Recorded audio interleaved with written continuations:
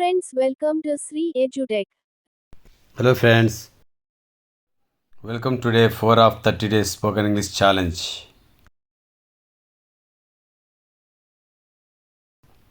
Today's topic is talking about hobbies. Let's learn how to speak about my hobbies in simple English. English plus Telugu story.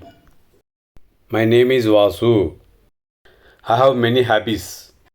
I like listening to songs in my free time. Music makes me happy and relaxed. Also, I like reading storybooks. Sometimes I watch English movies to learn new words. All these hobbies help me feel fresh and active every day. Telugu అనువాదం. నా పేరు వాసు. నాకు చాలా హాబీలు ఉన్నాయి. సమయం దొరికినప్పుడు పాటలు వినడం నాకు ఇష్టం. సంగీతం నన్ను ఆనందంగా మరియు ప్రశాంతంగా ఉంచుతుంది. నాకు కథల పుస్తకాలు చదవడం కూడా ఇష్టం. కొన్నిసార్లు నేను ఇంగ్లీష్ సినిమాలు చూస్తాను. Thank you for watching.